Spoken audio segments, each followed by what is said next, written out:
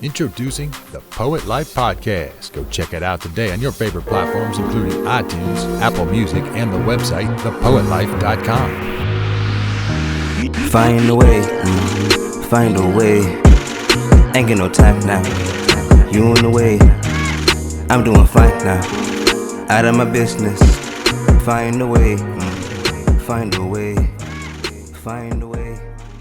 Peace, what's going on, everybody? Welcome to the Poet Life Podcast. Starting a brand new season. Myself, J. Rod D, my good brother Christoph Jenkins, who's stepping from behind the camera to in front of the camera now.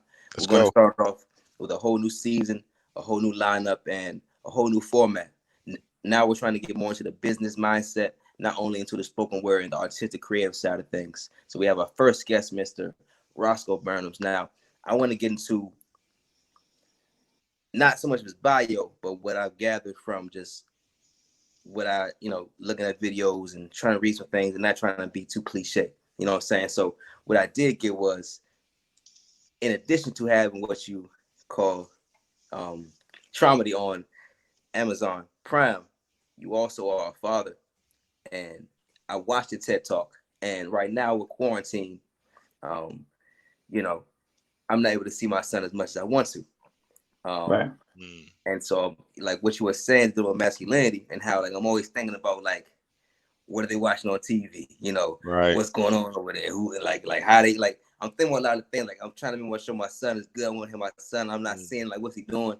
But I got to remember, he's a kid. He's probably playing around, jumping, flipping, doing little. He's only 2 years old.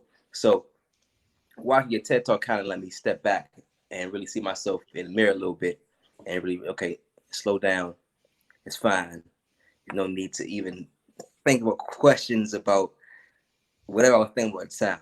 Mm-hmm. And that's one thing I did appreciate, to try to get to the human side of it. Because when Christoph spoke of you, I immediately said, okay, let me see what he's talking about. I saw some good poems. I saw the one he was speaking of. Let me go and find it right now so I won't get his name wrong. The first one I saw was agnostic, of course, the first one that pops up. But I went past agnostic and I said, okay, I feel you on that. Then I went to the metaphysics of white privilege. And I was like, okay, I had to play it back a few more times to catch some of the things. And you got to the concept of what is being. Forgive me for misquoting. You said how we define existence, and then how being, and then how we define what we allow to exist, something like that. Right. Yeah. And how we're told what to be. You know what I'm saying? Right. They have the privilege to tell others who aren't white what to be, how to be. So I said, okay, cool. With substance there, it's more substance there with agnostic, double on that. And then I got to one about masculinity. And that's when I said, all right, cool. I think I'm going to start like this to introduce this brother right here. So I'll allow you to speak more about yourself, man. And more questions as they come up. But for everyone now who may not know, and we're going to get more familiar with, we have the good brother, Roscoe Burnems, the first guest on the Poet Life Podcast. Roscoe, thank you for coming. Man. Thank you for having me. Thank you. Yes, sir. Thank you. So talk to us about yourself, man. You have accomplishments and accolades, and your most recent accomplishment. Let's break down the things that you've done and how you've been able to do it. Talk to us. Okay, so just I guess just to start off, just a little about me. I've been doing poetry now for a little over a decade. Nice. Just a hint over a decade. Mm-hmm. And it's been a great journey. I was very fortunate to be a part of a great poetry slam team. My first real year competing, which was like 2009, something like that. And we made final stage at a huge regional tournament. Fast forward 5 years, I make regionals again. I make regional finals again. We placed third again. I placed third with a different team. And then that same year, I was with an amazing team based out of DC, and we won nationals. And then apparently I got a 5-year streak, because then fast forward 5 years from there, that was in 2014. And then fast forward 5 years from there, I became the new pick champion. You'll hear poets refer to it as new pick. But it's basically an underground slam, so it's like a head-to-head. It's like Fight Club for poets. So I was 2019's new pick or underground slam champion. Mhm. And then I've had some other like some big wins in in between there, but those are like some of the bigger accomplishments in my career as a poet with poetry slam, specifically with poetry slam. Okay. And so outside of that, man, I've been a teaching artist. I've given a lot of my time and my energy and my love for the art to my students who become like my children over time.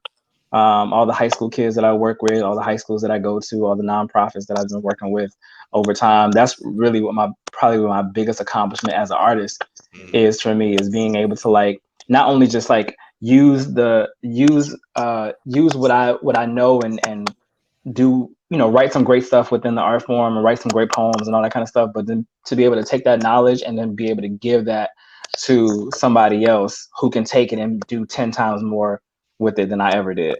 Nice. Right. Yeah. That's Yeah. the goal. So I've been very, very fortunate to be like an artist educator for about 7 years now, within my 10-year career. And then since then, I've been featured on like PBS and like I've become a host. And then my latest accomplishment with them, in addition to some of the books that I put out, is that I've just released a kind of a first of its kind. Like nobody's really packaged it in this way, but it's a poetry and comedy special that is currently streaming on Amazon. So, and all of that is absolutely amazing. I want to kind of break down each part of your poetry career, right? Okay.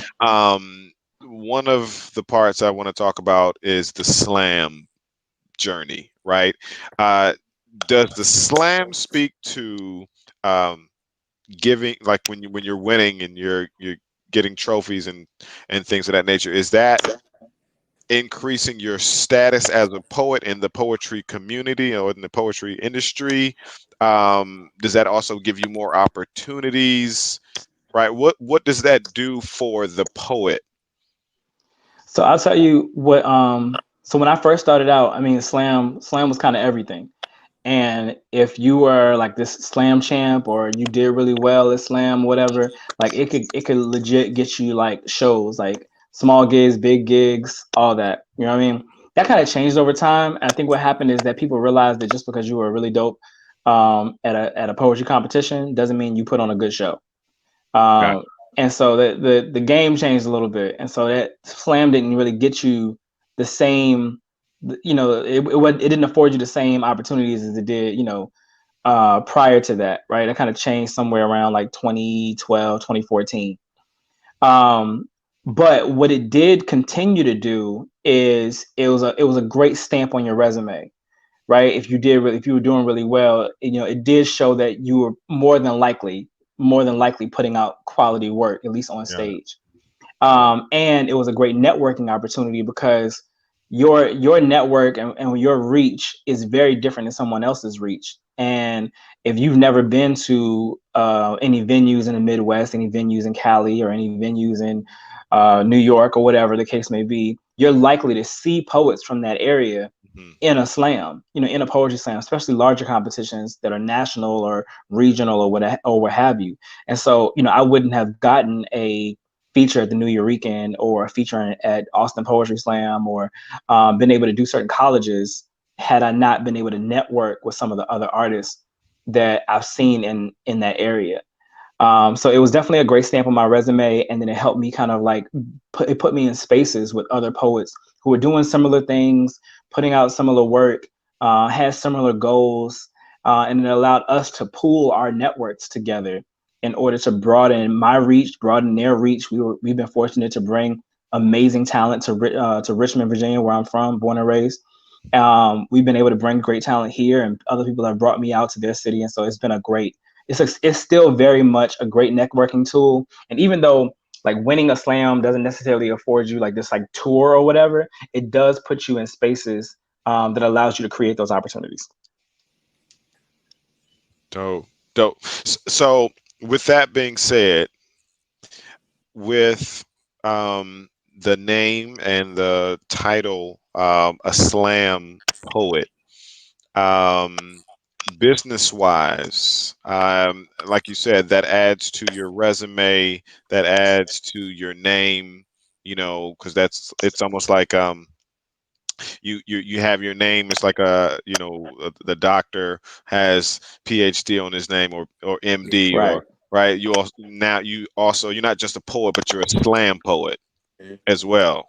Right. Now talk to me about, because I was about to lose my thought. Talk to me about the strategy that goes into being a slam poet, right? Like, how do you think of your topic to compete against others when you don't know what their topic may be, if that makes sense. So, contrary to what other people may think, or even what other poets will tell you, there's no way to play defense in slam, right? That's just, it's not a sport that's kind of designed for that, right? You go up there and you do and present the best work that you have. So, quality writing is really important. You know, being a great storyteller, being able to perform really well, and be a very dynamic performer. Now, I'll tell you what um, my personal strategy, if you will, and it's not necessarily on purpose. Like I'm calling it a strategy for the sake of context, but it's not really deliberate. I write about a lot of different things, and my writing is very nuanced. So the running joke is that slam is full of just really angry black poems, which it is. It really is. And I mean, and when we live in a social climate like this, you know what I mean? Like it's really easy for that to happen. I mean, every time we turn on the news, there's another story that's giving poets more fuel to write these types of poems, right? So but that's not all of who I am as a person and as an artist, right? So when I get on stage, you're gonna hear poems about me being a father. You're gonna hear poems that about my relationship with my spirituality, or my relationship with my mother, or my relationship with the world around me, and how that affects me. And it's nuance, right? The one poem might be about how the whole college system is kind of a money grab. You know what I mean? Like, because it is. Sally Mae is always in your pockets. Always, always. Yeah. The next piece might be about how we address masculinity. You know what I mean? Because that's a part of who I am too. And so I think that the best strategy is to have very layered work, Hmm. have very nuanced work, have work that's very relatable and that shows multiple sides of who you are as a person, Great. and to not one dimensionalize yourself. I don't think slam or no slam poetry, or on a stage or on a page or whatever, never one dimensionalize yourself, Right. because there's so many layers to who you are as a person. I mean, we're barely the same people we were yesterday, let alone 5 years ago, or what have you. So there's all these different sides to you. Show people all these different sides to who you are. So that's my strategy for being as successful as I've been in slam, is that it's very difficult to stop me or play defense when there's so many different layers and so many different things that I'll bring to a stage. Right. Right. Got it. So that's slam poetry. Yeah. What was your most recent win? Didn't you Actually, my just most the other recent night? win was we've been in quarantine, and Right. shows are not happening right now, at least I not saw you physically. post that. Yeah, so there are these online slams that are popping up, and there was this big one that was happening. It's called the Screen Time Slam. Shouts out to Right. Kat McGill. Right. And the Screen Time Slam was dope. A friend of mine, Breeze the Poet, kind of bullied me into doing it, and I took it on, and I won. And I beat some pretty big Yes, you names did. When I within the saw that poetry flyer, I world. was like, ooh. Yeah, man. Everybody that was in finals, like I had to get through some big names to get there, but everybody who was in that finals, those final rounds, were all poets who had been on a national stage at some point, like a finals for a national stage, or a huge regional competition, or where it's Yeah. like a grand slam in their state, that kind of thing. It was like all heavy hitters, all people who have been featured on all the popular poetry streaming sites and all that stuff. Yeah. Yeah. That was, yeah. When you said I won, I was like, man, he's not playing. He's Yeah, serious. man. I've become kind of good at this thing over time, I guess. Awesome. Jay, you on mute? Oh no, you good? Yeah, I'm good. Cool. So, in relation to the other parts of your poetry career, you already spoke to. I'm glad I asked that question in regards to how you choose your poetry. Um, do you kind of go harder when it's a slam poem, in contrast to when you're simply performing as a gig? Do you give more emphasis in the slam to kind of make it hit harder, or? I would say that passion plays a huge factor in every performance, really. But when it's competitive, I think definitely like there's an element that kind of makes you kind of that intensifies like the performance, right? And then slam is also put under some time constraints, so you can't be on there longer than 3 minutes, and they give you like a 10-second grace period. After that, if you're up there longer than that, you start to get penalized. Oh, Yeah. So so brevity is important, speed is important. okay, You want to kind of hurry up and get to the point, essentially, right, without taking away from the message or from the metaphor. So there's a skill in it. What I mean? There's a skill in right. being That's able what to I'm write. trying to get to. Yeah. There's a skill in it, and I think it's really intimidating. I know a lot of poets who are like, "Nah, I don't want anybody to score my art," and then they're like, "Oh, well, I've writing heard that. writing writing 3 minutes or less. I don't want to do that, or I can't do that. My poems are like 5 or 6 minutes." And I understood that at earlier in my career, and I was actually very anti-slam for like a whole year before friends Okay. convinced me to do it. Okay. But now I think that's because I've been doing this for so long, and even whether it's doing a feature at a school or at a open mic or whatever, or even if it's at a slam, sometimes if I'm like, man, like, look, if you up there for like 6-7 minutes doing one poem, that's too long of a poem. Yeah. You need to cut that. That's at least 2 or 3 poems you got there. You need to truncate that. You.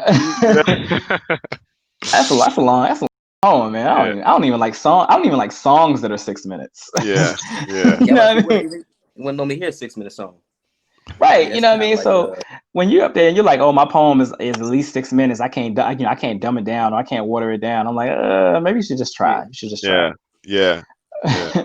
I Is would it So good? ask. brevity is really important in slam, and so I think there's a skill What's in that. brevity mean? I'm sorry. Oh, sorry, like just the ability to kind of condense or Okay. kind of be kind of more concise. Okay.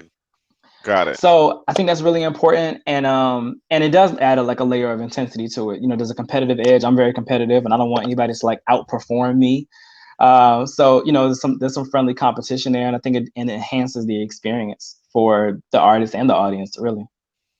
Do you think it's necessary? Because I mean, just listen to you speak and just thinking about how music has changed. Like songs are getting shorter and shorter, like a one verse hook and then out type songs now. And most oftentimes everything's kind of like Instagram worthy, Instagram size amounts Right.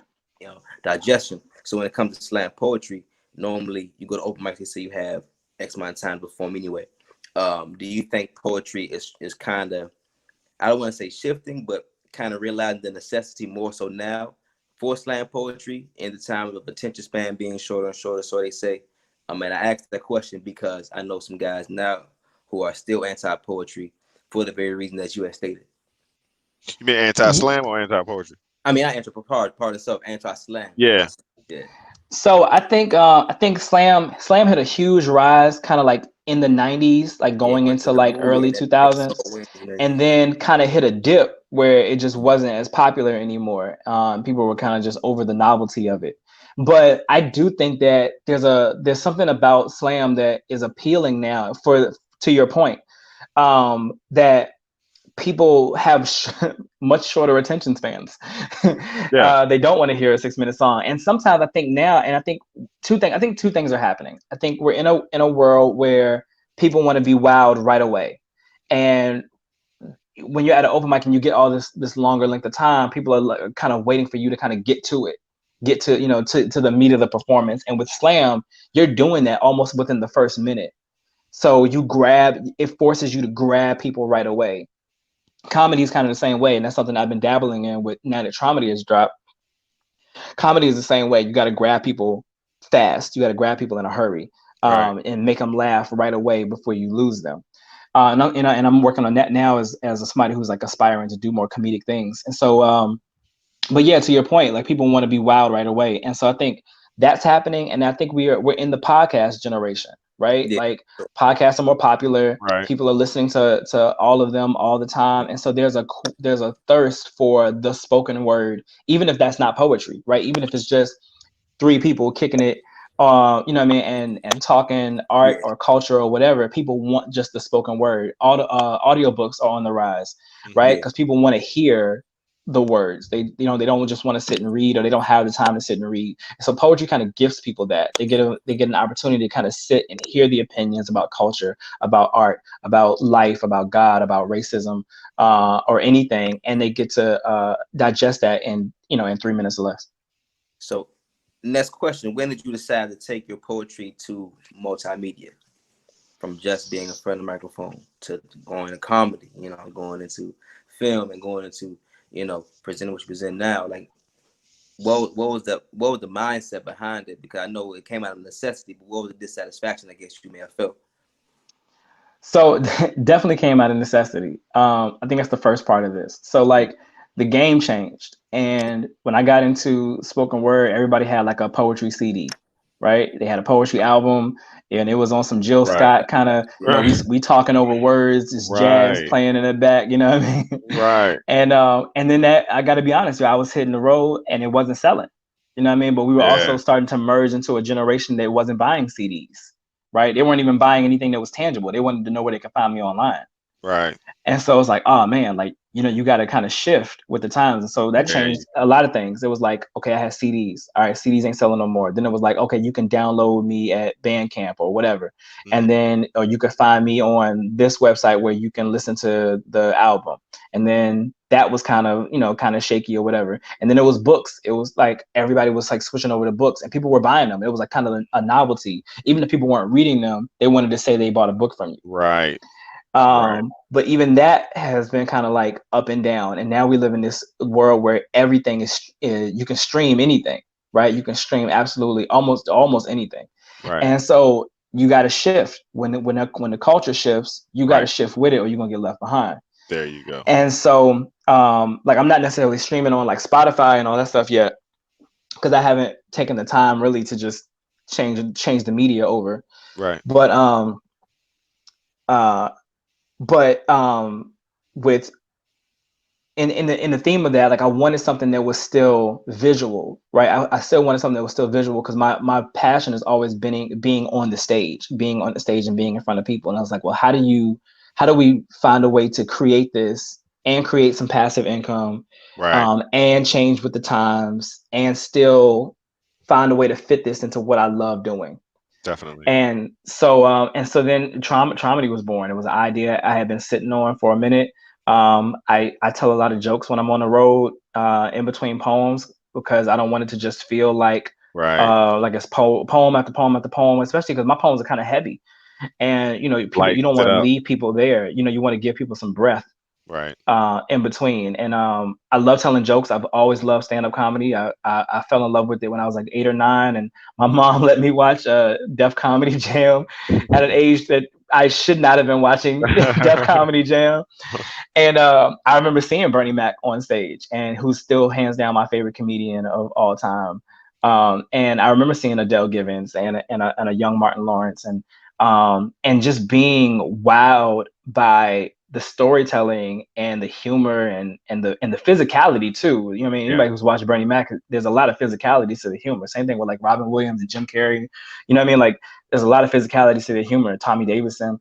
And so I loved seeing it visually. It was great, and then I loved hearing the stories and hearing the jokes. And so it's something I loved for a long time. And I'm like, how do you blend these worlds together? And then I realized I've been doing it on the road for years now. And so we took that material, and my sister, shouts out to Nick McMullen, my sisters who really pushed me to like really like, you got to do this. We're gonna record it, and it's gonna be great. And I'm like, Nice. I don't know, but she was Nice. right. And so we just made it happen. I took a risk, and we Traumedy was born, and so far it's been great. It's been a great experience. It's still streaming.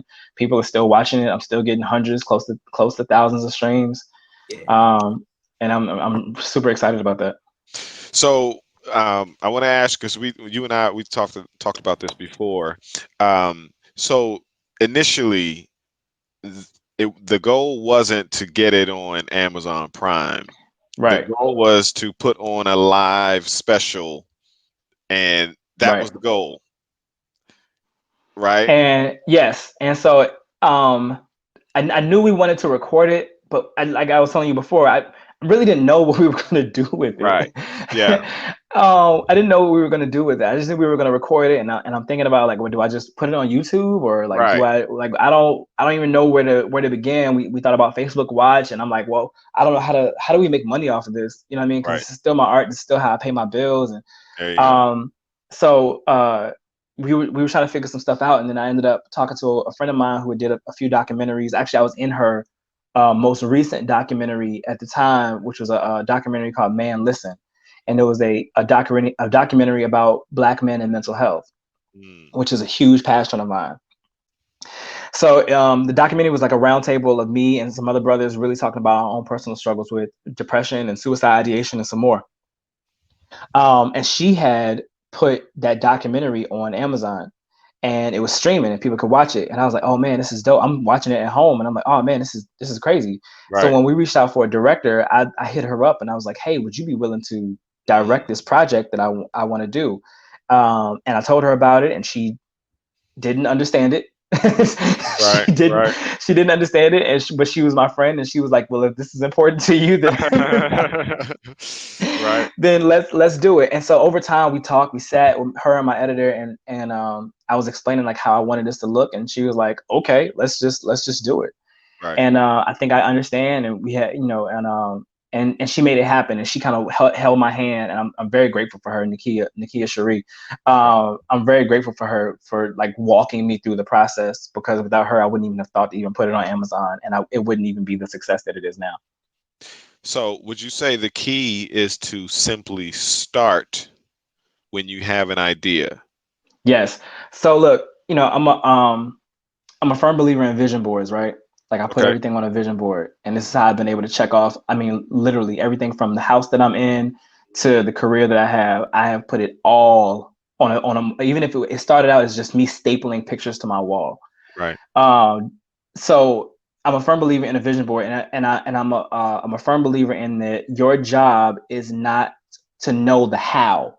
We always want to try to figure out the how, You but your got job it. isn't to know the how. You If got you it. want to do something, then you set out to do it, Mm. right? And as long as you're putting the work in, that's the part that people forget. As long as you're putting the work in, the things are going to fall in place, because the Yeah. things have to when you're putting the work in. Yeah. People are like, oh, I want to be on Amazon. Oh, I want to do this. I want to do that. So I want to have these gigs. I want to be at these colleges. Cool. I'm 10 years in, right? Yeah. I'm 10 years in, no Yeah. days off, and I've been putting the work in, and I've had failures. I've Yeah. had things that just didn't go my way. I've lost out on opportunities, and then made new ones. But the work ethic is what got me there. I didn't know how these things were going to necessarily fall in place, Right. but I knew where I wanted to be. Right. I knew where I wanted to be, and I was willing to get there. However that happened. My job wasn't the how. I never Yeah. thought in a million years it was going to end up on Amazon of all Yeah. places, right? I didn't know where it was going to end up or if it was going to be anything. You know what I mean? But Right. I knew that this was something I wanted to accomplish. Love it. Love it. So one day, the poet, the person has to determine, okay, am I going to just have this as a hobby, or Right. am I going to pursue this? And Right. there's, so many people say, I want to pursue it, but the doing is in the hands of the hobby, Right. right? Right. And so, look, it's a cliche, but it's a fact. You know what I mean? Yeah. Nobody's gonna believe in you until you believe in you. Right. Right. And nobody's gonna work harder for your dreams than you are. You got Nobody. it. You got it. Nobody. Let me tell you something. I got friends who are near and dear to me who are very supportive. But I'd be lying to you if I told you that the people who were at my shows and who were like supporting me the most were like friends and family. Yeah. Yeah. um, Yeah. they, because they got their own lives, they're doing their own things, and they don't always necessarily see the vision, even if they do believe in you. Right. So it is up to you to push yourself to your dreams, right? It has to start somewhere, and it has to start within you. Yeah. So, but you can't stop. You know what I mean? Right. And so if you're treating it like a hobby, it's gonna stay a hobby. Right. Right. I was moving furniture and then leaving furniture to go do a gig. You know what I mean? I was coming back from DC, Maryland, 3 o'clock in the morning, had to Right. be up for work at 6. Right. Yeah. So, it started out as a mistress, and then it turned into the main jump. You know There what I you mean? go. Yeah. But which is the only time that works that way. Yeah. Right. Right. So you're a full-time artist, yes? I am a full-time artist. I gig, I stream, and I publish, and I teach. Awesome. Let's get into Amazon Prime. I wanna spend the bulk of the rest of our time breaking down, you giving us the ABC 1, 2, 3, how you did what you're doing. Cool. So it's not as hard as people think. Okay. There was no magic formula. I didn't have to have my people call their people and talk to Jeff Bezos and all that. Right. Like, none of that was necessary. Right. Yeah. So Amazon Prime has so for people who are writers, Prime has a thing called Kindle Direct Publishing. Okay. It used to be called CreateSpace back in my day, Okay. and then CreateSpace was bought out and it turned into Kindle Direct. Right. So if you're a writer who wanted to pull out, you have a manuscript that you're sitting on, you want to put out a book, you can use Kindle Direct Publishing as a form of, direct publishing. Right. I mean, it's a Self-publishing. form of self-publishing. Thank you. Gotcha. So there's that. So now what they've extended that into essentially is people who are essentially like independent filmmakers, right? So if you have something that you want to be like episodic, right? You have multiple episodes a season, you can do that. Or if you have like a standalone film, like the way Traumedy is set up, then you can publish that as well. Now they have some criterias, right? So one, you're going to want to go to Amazon Video Direct. And so Amazon Video Direct is like their video platform where you can publish these things on your own, and then it will exist on Amazon where people can rent it or buy it, or if they have Amazon Prime, they can stream it for free. Okay. So you're going to want to create an account with Amazon Video Direct. There's that. And so from there, everything else is fairly self-explanatory. So they do have criterias, right? It has to be an HD recording. Something they can show in standard, but can be viewed in HD, but not 4K. 4K is like the ultra, super duper HD. They don't accept that format because not. 4K? Say what? I said, why don't you say 4K? I think it's because not all their subscribers can view 4K. Right. And so 4K can't be shown in standard definition, but like high definition can be shown at a lower resolution. Gotcha. But 4K cannot. Right. So so nothing recorded in 4K, but HD definitely. It has to meet like certain pixels and that kind of thing, right? So there's that. So you have to record it at a certain quality. There's that. And then you have to have the captions. You have to handle the captions on your own. Now the easiest way to do that is to go to rev.com, rev.com. And they handle captions and transcripts and things of that nature. So you send your file off to Rev, you pay X amount of dollars, and then they send it back to you in a few days after they're done attaching the captions to it, and they send the file back to you so that you can upload that file to Amazon. Now, if your captions are off at all in any way, shape, or form, Amazon will reject it. If your quality is not to their standards, they will reject it, which means that you'll have to re-record everything, right? And then, but if they accept those things, then, well, if you covered those things, then the next thing is cover art, and then a few other like visual things that have to show up on the site when people go to view whatever your product is. Now, that cover art also has to meet their qualifications for certain number of pixels, can't have any like certain types of content on it.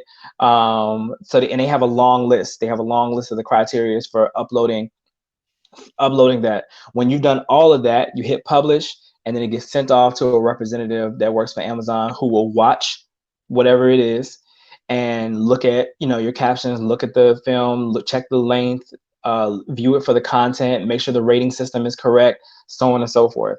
And if there's anything wrong with it, anything at all, they will reject it. They were rejected. We got rejected 3 times. 3 times. My original date, it dropped. Traumedy dropped on April 14th. The original release date for it was supposed to be February. It was like early February. Did they tell you why you were rejected? Yes, they will tell you why you're rejected. So like first time our captions were off, we had to get our captions straight.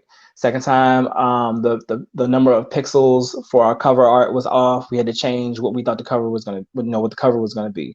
We ran into another snag too, and I can't remember what that one was. Let me jump in real quick. You said first you went to rev.com for the captions, right? And you got rejected because your captions were off. Was that your fault, or was that rev.com's fault? No, it was our fault. And so here's what happened. It kind of we kind of learned as we were going. We were kind of learning as we were going. So what happened was we sent it off to Rev to get the caption straight. We got back. We took a look at the film again to make sure that everything was good. And we noticed some editing issues. And so we went to go fix some of those editing issues, but that threw the timing off. And we're like, oh, well, it's not even off by that much. And it kind of fixes itself by the time it gets to here. I don't think it's going to be a really big deal. Right. But Amazon was like, nah. Amazon was like, no. So they send it back. And so we had to go back to Rev and get that straight. And so there was like little things that we had to fix, just little small stuff, but it mattered, and I think it's good. I think, Amazon forced us to put out a quality, quality product. We couldn't half step it. Right. So, and we wouldn't want to anyway. We want to put out the best, the best version of ourselves that we could. Sure. So we fixed whatever we needed to fix. We changed the cover art around, and we made, we tried to find something that worked for us that still met their standards. And then yeah. So by the time third time's a charm, and they uploaded it, and so then by the time April rolled around, we were good to go. How long between rejections? Like they rejected you the first time, you fixed the problem, and then you resubmitted. How long did that take? Look, what Amazon will tell you is that their turnaround time is 2 to 4 business days. Don't you believe it? Don't you be that gullible. Don't you be gullible like I was. Yeah. And my director who had experience with this, told me, she's like, look, it's not going to take 2 to 4 business days. I'm telling you that now, right? At the earliest, it may be like 3 weeks before they get back to you. And I was like, oh, nah, man, like it's probably not gonna be that bad. It was that bad. It was definitely that bad. Like I said, we were like shooting. We had a film screening at the end of January, and I told people that at the end of February, by mid-February, we would be streaming. That did not happen. I didn't even get an email back from them until about mid-February, end of February. Thought you were ghosted. Yeah. Had you sitting by the phone. Yo, it hurt, and I had like really like psyched myself up. I'm like, oh yeah, it's gonna be on this particular day, and I played myself. Yeah. So there is a lengthy turnaround time, right? Especially now with COVID, the whole COVID-19 thing. It's like slowed everything down. Right. We have less people on staff to review these things, and so it was a huge. It took forever. It took forever for them to get back to me. So be prepared for that. All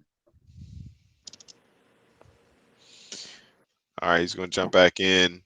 Man, this is some good information, man. Yeah. Until Roscoe jumps back in. Here he comes in. Here he comes. My bad. I did not mean. I don't know what happened. You're good. That might have been, I might have hit the button by accident. That's my fault. No, you're good. You're good to go. But so yeah, the turnaround time takes a while. Takes a long while. So be prepared for that. Okay. If you drop something and you're trying to like, get people ready for it, and you're trying to like pick a release date, have your release date sit far out. So like if you publish and if you send it to get published and streaming to Amazon, if you do it in like April, for example, tell people when you're doing promo, pick like a summer date. Just pick a summer date. Now it may upload before then, cool, but pick like a summer date. Give yourself some time. Give yourself some time in between time for you to make mistakes, for any possible hangups, whatever. But pick a date that's like further out. Because I mean, even if it's streaming and it's available on Amazon, nobody really knows it's there until you say something, right? You know what I mean? Right. So you start promoting it. So you can pick whatever date you want, but give yourself some time. Got it. Okay. All right. 3 rejections. Would you say you had to wait 3 weeks per rejection? Were the others shorter? And I hassled them too, man. Like I was sending emails like, has this been reviewed yet? Has this been reviewed yet? Right. And I think honestly, man, I mean, that might have been why. Push through a little bit. Yeah, because I was annoying. I was calling, I was sending emails constantly. Man. Yeah. But it might have been. I'm looking at the timeline now. I remember talking to somebody in February, talking to somebody in March, and then it dropped in April. So yeah, I would say it was maybe about 3 weeks, maybe about 2 or 3 weeks in between. By the time I heard something from somebody, and that's with me being persistent. Mind you, that's with me being persistent and hitting them up first. Got you. So let's talk about the business behind the pursuit. Right now that you did the live special, your colleague, your friend said, "Let's go for the gusto. Let's go for Amazon Prime." Right. Did you all discuss what the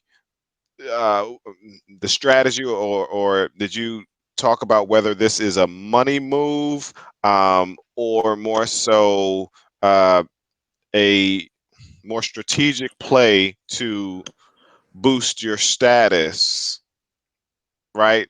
Now you're a slam poet, but now you also can say that you are an Amazon Prime. I don't know. Tell me what that looks like.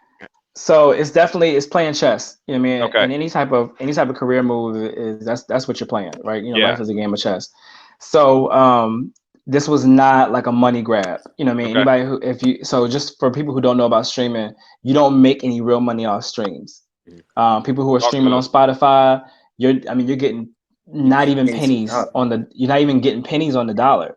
You know what I mean? I remember this thing about Pharrell, and I'm getting the numbers a little mixed up, but I remember him doing an interview, and he was saying that like after like 38 million streams of Happy, it was like something crazy like $10,000 or something like that. Wow. After like 38 million streams. And I mean, my numbers are a little off, but he was saying how it was really nothing. I mean, you got to think 38 million, 40, however many millions of streams. Then by the time they finally cut you a check, you're only getting, roughly a few $1,000s. Mm-hmm. So that's little to nothing. So Amazon is no different. For every 60 minutes, I finally looked at the numbers. It was every 60 minutes, I get 6 cents. Right. Okay. So Traumedy is an hour-long show. You know what I mean? You watch it once. You gave me 6 cents. You gave me a nickel and a penny. Okay. So it's not a money-making thing per se, but it's an accessibility thing, right? People want to know where they can find you. So yes. All right. So there's a lengthy amount of time between the rejections, and that was with me. That was with me really staying on top of them and emailing and calling and talking to representatives and all that kind of stuff. So, so you have to be very, very like cognizant about that, right? Have a release date that's further out so that you don't have to kind of continue to push it further out. You know what I mean? In case you run into any snags along the way. Right. And so I think we were also talking about like, was it like a money thing, Chess or move. was it Yeah, chess yeah, move. chess move, Got exactly. it. So it was. So this was totally a game of chess. So not a lot of money on the dollar coming Right. from streams.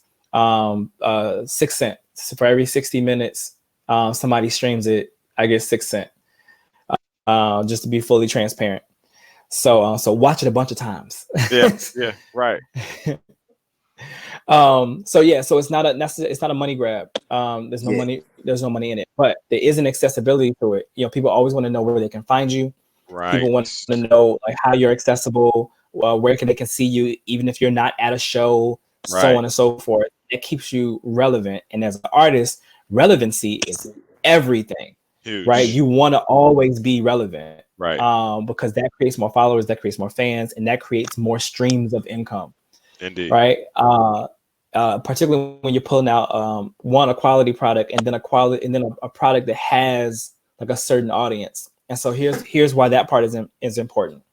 So what Traumedy has done, even in the short time that it's existed, is that it's opened up more avenues for me as an artist, particularly because now I'm introducing comedy into my own repertoire. Sure. So people are viewing me differently as an artist, and what they can bring me into. Right, they don't just have to bring me into these like poetic spaces. Right. They can bring me into these comedic spaces, and it's a little different than what their audience is used to. Right, so that's a whole new opportunity for me. Yeah. Traumedy is heavily centered around talks about culture and mental health, and has kind of unofficially, at least for the time being, made me this kind of like spokesperson, this poetic spokesperson Mm. for Black men and mental health, right? And like how I'm dealing with it, because I'm usually fairly transparent about that as well. Right. And when I'm going to therapy, and how I'm processing my own trauma and all that, right? And so now here's this product that's kind of sitting and centered around that. And so it's put me in spaces where I can talk about masculinity, and I can talk about trauma and mental health and depression, at schools, at colleges, and panel discussions. Even our screening for Traumedy, we turned it into a panel. I invited like 4 other mental health professionals to sit and not just talk about the film, but talk about like the impact of art on people dealing with depression and suicide ideation and bipolarism and things of that nature, right? So it's opening up a lot of conversations. Traumedy allowed me to get the TED Talk. Like people like Traumedy had just been recorded. It was circling around. We were planning to do another showing of it, and then a screening. And then somebody who knew somebody who knew somebody who knew somebody was like, you should bring him to do TEDx. And so that created another opportunity for me. And it allowed me to work with more nonprofits, and it allowed me to work in more youth groups and things of that nature. So it created more opportunities for me, and it's still doing that. I have people, somebody saw Traumedy, and there was a organization that is in Lynchburg, and they're doing a Juneteenth thing. And they're like, hey, would you be able to do like a part of what was on stage, what I saw on stage? Would you be willing to do that at a Juneteenth event? And I'm like, yeah, sure. That sounds fun. That sounds great. And they want it to be centered around culture and mental health, not just being Black, but just like all these facets that come along with us while we celebrate Juneteenth. So it's about accessibility, right? It's about having something that people can see, to assess how they feel about your art without having to see you physically at a venue.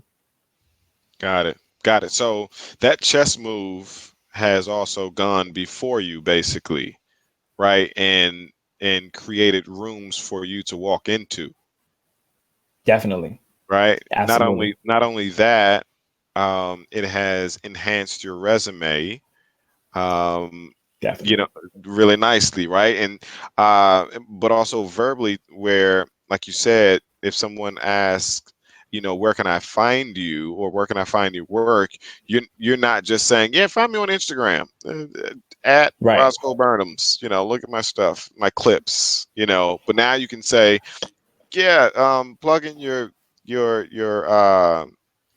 Fire Stick, and you know, or even on your laptop and go to Amazon and check out my special.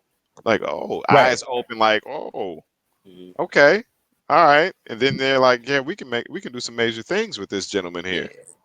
When did you realize? Facts, man, and When did you getting it realize? onto a platform like Amazon. My bad. Go ahead, J. Roddy.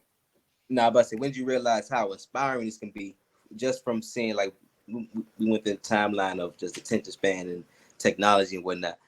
When you landed this, as far as promoting and advertising, of course, when did you realize that it was actually going to be this empowering? Because now it's like I'm thinking about different strategies now as Right. we're building, but I'm thinking about the other artists who may have been at the screening and may have who mentored or taught, so I spoke personally, I had a personal relationship with, like, how, when did you know that this was an impactful on them, you know what I mean, on the people that really matter to you? So I don't think I don't even know if I realized that yet. You're like, when did you realize it? I don't even know if I have. I don't even. Just now. Right.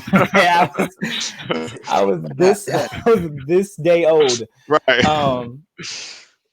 So I'll tell you a few moments since the release where I've started to kind of realize how big it is and how big it could be. So before the release on Amazon, we did the film screening in Richmond. There were two younger poets who've been making a lot of noise in the city. They've been on the rise, right? They've been writing a lot. They've been featuring the different local spots and out in spots that aren't local. They've been traveling now and doing it kind of their own way, right? Doing it their own way. And it's been really inspiring for me watching this kind of next generation of artists. And I'm never the OG that thinks that the new ones are taking the spotlight. In fact, I encourage it. You know what I mean? Like, I want to see more. I want to see more. Right. But they came to the screening. They paid their money to come to the screening. They bought tickets and they were like, I want to see what this looks like. And they saw it and they were like, I didn't even know people could do stuff like this. Right. And it was like really inspiring for them. And that was a huge compliment to me as somebody who, they're probably like 10 years under me, and fairly new in doing and using their art as a career move, right? And so for them to kind of look at me as like an OG, which feels weird a little bit for me, but for them to look at me like that and to be like, oh, he's making a move that I didn't know anybody could do, and that's inspiring me to go do something, right? That was huge to me, right? Because to me, that's a legacy move, right? I leave here, when my time is done and I'm dead and gone, there are artists and there are young minds that I've inspired to try something, at least try something different and try something that means something to them. And so that's huge for me. And so then fast forward in April when it gets released, there were some other poets who were, or more so my peers, and they were like, this was really innovative. I would have never thought to do this. Right. And they're like, I have so many ideas now. That I know this can happen. And I'm like, fantastic. Right. So now, Poet's about to take over Amazon Prime. Wait till this quarantine is over. You're about to have a new special on Amazon Prime like every other week. Poet's gonna be uploading everything. Yeah. So I think it's great because when this becomes a wave, I'll know that like I had a hand in that. You know what I mean? I had a hand in creating a new platform for an art form that I've loved since I was, this big. You know what I mean? And so, and to see that grow and then exist in new ways is huge for me. Huge. Man. And then the last one was and this is just kind of a nod to my own ego. So there's a homie who's, I talk about him as a poetry friend and a homie and a peer. But everybody else kind of looks at him in a different way because of who he is. But Rudy Francisco. Yeah. Right. So Rudy Francisco is hands down one of the most popular spoken word poets that's existed thus far. Right. He's been on Jimmy Fallon and he's been everywhere. Yeah. And so he was doing an interview and they were like, hey, what's one thing that Rudy Francisco wants to accomplish that he hasn't accomplished yet? And which for me is unfathomable because I'm thinking that Rudy has done it all and is doing it all. Right. He's somebody who I look to in the game to know what my next move should be. And he was like, Roscoe just released this poetry special, this comedy special. And I think that would be really dope if I did something like that. Sorry. And I'm like, yeah, you damn right it would. And of course it would be cool. And he gave me this nod and he was like, man, Roscoe, like, yeah, I watched it and he did something really dope. And I think this is like the new wave for poets. And that alone has people saying, who is Roscoe? Who is Roscoe Burnems? Let me go check him out on Amazon. Yeah. Facts. Wow. You know what I mean? That's gonna get you a few streams, man. That's gonna get me a whole, like, at least, at least 30 cents. That's gonna get me 30 cents at least. But 30 more opportunities. 30 cents, but 30 more opportunities. Yeah. Yeah. So that was a and me and Rudy have been homies for a minute, and but to somebody on that level, doesn't have to give you the nod. Even if he sees it, even if he likes it, we're not besties. We're not going out picking matching shirts and shit and stuff. My bad. And and so, like, for him to give me the nod and for him to have watched it and for him to be like, not only is it dope, but this is something that I now want to try. That's a huge compliment. It's a huge compliment, and it shows me that I'm on the right track. You know what I'm saying? That's good. I wanted to ask you, what's next from here, right? How do you one up or go to the next level again, right? Because we're always striving to keep on climbing, and to do better what we did yesterday, tomorrow. What's your next chess move? So, the next move for me, the next move is more about focus. Okay. Traumedy is still fairly new, and we want to get it in front of as many people as possible. We want to grow from the platform that we've been on. So we want to try to start getting Traumedy to some other platforms that we may have access to. I've talked to like All Deaf Digital. Which is like a huge poetry platform. Yeah. And moving into kind of creating their own network, essentially. Right. So, and I want to try to be a part of something like that. Even if it's not them, I want to try to be a part of something like that and get Traumedy in more spaces and places. So there's that. We in the near future, when me and my editor's schedule can get on, on the same. Yeah.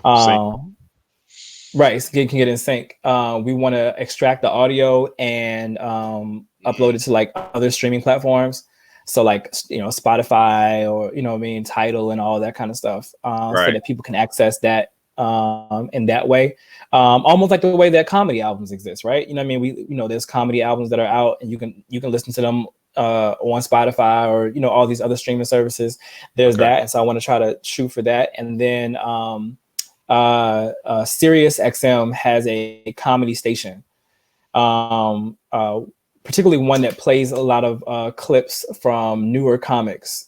And so I actually want to use maybe like some of the poetry, honestly, that has like these kind of funny moments in it, in addition to like some of the jokes that come before and after it, and use those clips and see if we can get kind of in rotation in Sirius XM. So I want to see how far we can brand this whole Traumedy thing and move into that space and see what we can come up with. Got it. And then I have some material that we're working on for the next the next special that we want to get recorded within like the next year or so. And I want to work on that and kind of do this again. And now that people have seen it can be a success, I want to be able to do it in like a bigger venue. Like we were at this really dope spot for Traumedy. We were in this really dope spot called the Dark Room, and which held about 100 people, and we packed it in. Nice. So, which was great. It was a total compliment. And now that we've kind of worked out the kinks and we know what this can do and how it can exist, and I want to shoot for like a theater. You know what I mean? I want, I may not be like arena size yet, but I can definitely fill up a theater. Right. Now that people have seen it and they know what to expect. Yeah. so that's the next move, man. That's the next move for me for right now. Okay. I want to just kind of focus on building this thing that I've created, and fine tuning this thing that I've created. Got it. And yeah, man, just pushing as much as possible. Well, our mission, the Poet Life Podcast, our mission is to uplift the poetry community and build the poetry industry. And you're doing both, man. You're uplifting the poetry community by doing this, teaching people what you did and not hoarding and holding all of the information, saying, hey, I made the move and get it how you live, but Right. you're saying this is how you do it. And we want to help you help others to learn and understand how they can take their art to the next level and get it out of the hands of the hobby. Right. Right. So a few weeks ago, you obliged us and came on our Zoom networking with the Poet Life, and we do those on Fridays where we network, but also feature someone like yourself who has an expertise or has done something amazing, and basically teach the folks the poets in that Zoom room, if you will. What do we call it? Yeah, Zoom room. Let's call it a Zoom room. Meeting room. Yeah, whatever. But they get so much out of it. That was amazing. Just being It able was to fun kind of, too. it was a lot of fun, man. And Yeah. we were able to ask them, all right, so what projects are you all working on, and how can we, impart, our resources or advice or suggestions, and they really appreciated it. I'm sure you as well were getting tagged in thank yous and congratulations, and we really appreciate you talking to us. You didn't have to do it. We were getting DM, just thank you for facilitating it. So what we're going to do, starting, so we're dropping this on June 1st. We drop our episodes on Mondays on a weekly basis. So this first episode of the relaunch, if you will be June 1st. But every time we drop an episode, that Friday we will be having networking with the Poet Life on Zoom, where the guests that we had on that episode on that previous Monday will be in that Zoom teaching, breaking down further what they talked about, what you talked about here on the podcast, right? And we call it, pretty much, and we want to continue that on a monthly basis. So if you would honor us to allow your time and do this on a monthly basis with us, man. We want to teach as many poets as possible. Again, we're uplifting the poetry community and building the industry. So, like you said, more poets can do what you've done, right? Because so now that other people that are not poets, they can see the value in it, and it's like, oh, Word. there's some Yeah. value here. There's some money here. There's some, some artists that are, diverse in their creativity, and they can do other things other than open mics, and but they can do TV, Right. they can do movies, they can do commercials. So let's get them to do it, and this is where it starts. And so we really appreciate you, man. And we're Thank you. excited about where this is going to go. And we're excited to see what your next moves are. But definitely on June 5th, we'll have the Eventbrite link and all of that ready to go. But we're going to continue teaching and showing folks, what all they can, because that's what we talked about before.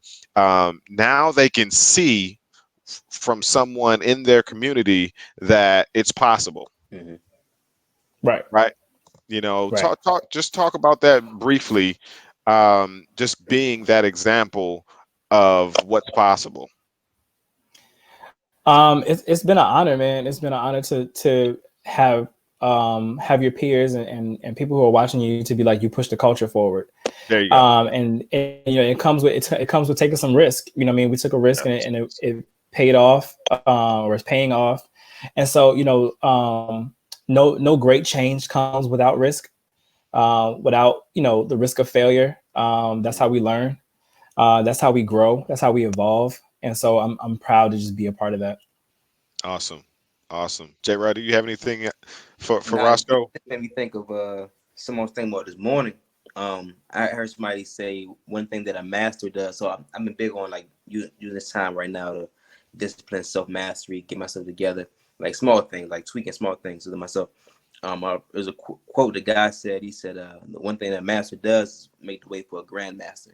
And this Mm, whole time I'm thinking about how, you're pushing the culture forward, and you're paving the way for hopefully someone can even take it even a step farther, and take it even higher, even bigger, and then the move that you are Right. going to make is even get. It's kind of like an escalator that can repeat itself in a sense. Like as you're going higher and higher, you're still opening more doors, and people are still Right. coming in. Like it's more potential and opportunity for someone to come into each one of them doors, and who knows what. So I was thinking about that. So one thing you did say is sticking with me. How he didn't really realize it, and then as we're talking about it, we're realizing how impactful it is. And like Rudy Francisco is saying things about you, and the two poets who you mentor are saying things about it. It's like it's just it's inspiring to me. You know what I mean? So just listening to it, it kind of that quote resonates more now. So in like real time now. So I feel I you. appreciate this interview a lot.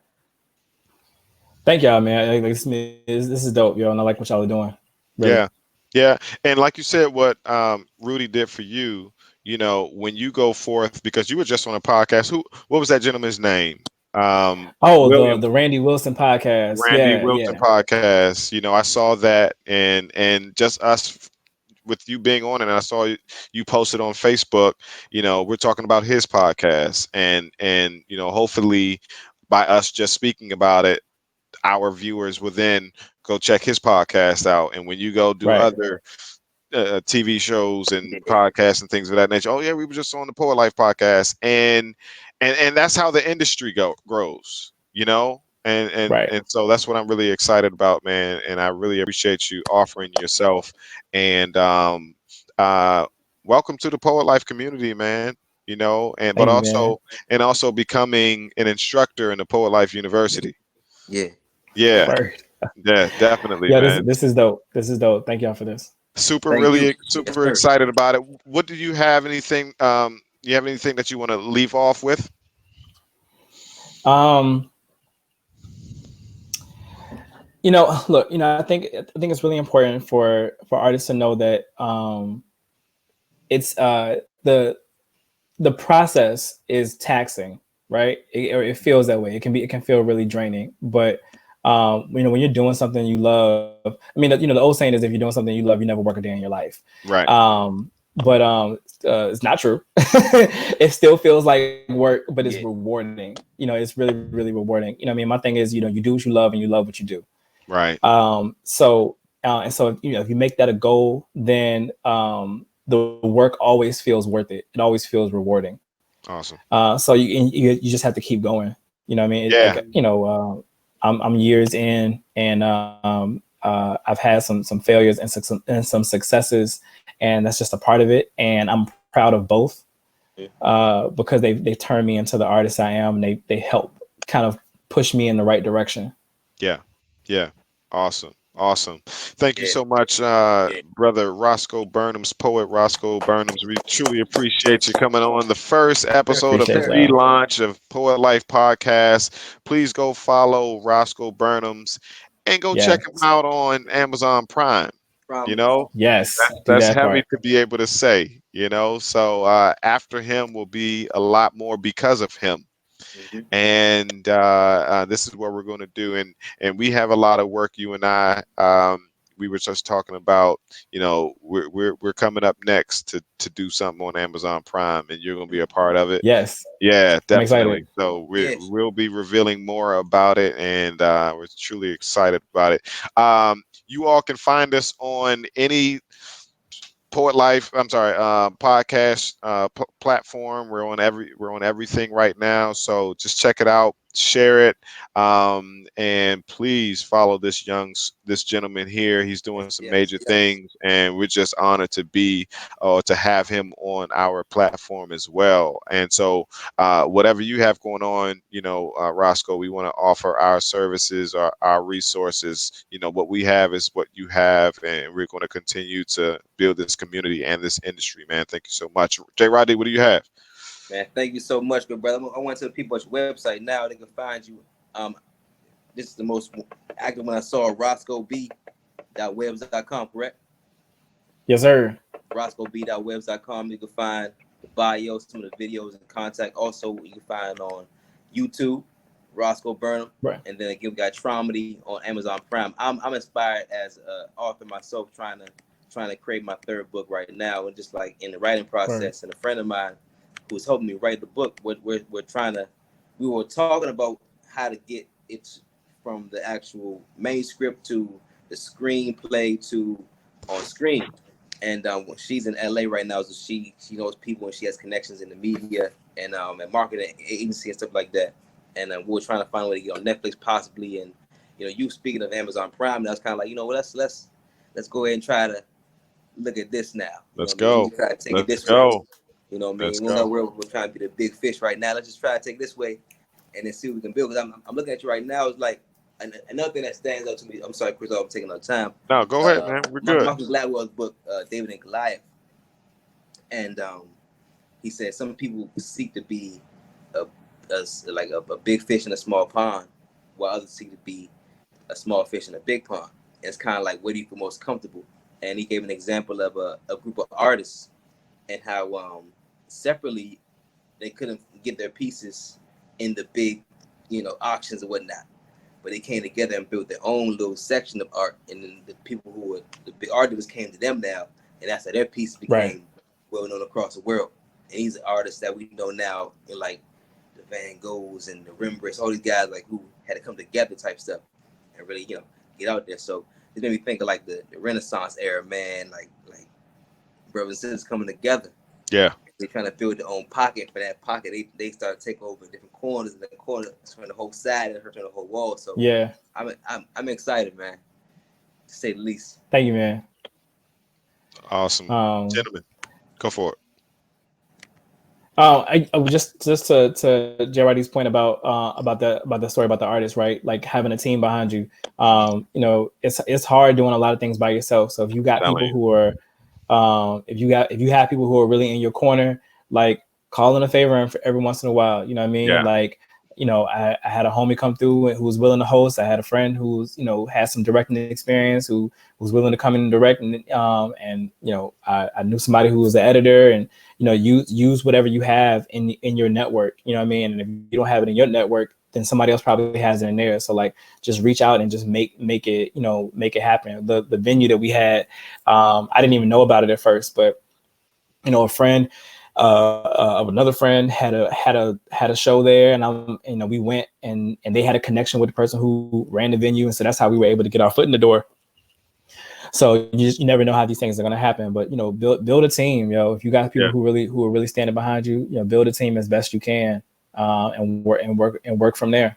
Yeah, it's not the easiest thing to do, to build a team, because it's super hard to match personalities and work ethics and all of that, and time schedules and family, all of those pieces. And you'll notice that some people are not going to work out most times than none, but and that's okay. Yeah, it's not, and that's okay. Good. Yeah. But keep on going. People will stick around. People will stick around for as long as they are supposed to. Right. You know what I mean? Depending on what your spiritual belief is. Yeah. And then they'll just they'll exit, you know what I mean, one way or another. And new people will come, and reason to season or a lifetime. That's what they say. Totally. Look, man, we could talk all night, man. I know. Hey, and I don't like putting, time limits on anything, so, we could talk all night, but, this won't be the last time we talk. Again, At all. the next thing we do will be the networking with the Poet Life. So let's save some for the folks that will be in that Zoom. And so everybody, check us out at thepoetlife.com. If you're looking for some gear, if you check this out, if you went to an HBCU poet, some a lot more, exciting gear. This is Norfolk State, it's the green and gold. Behold, right? I ain't mad. But look, we have it. We have these colors in all HBCU colorways. So if you went to Howard, what is that, white and blue?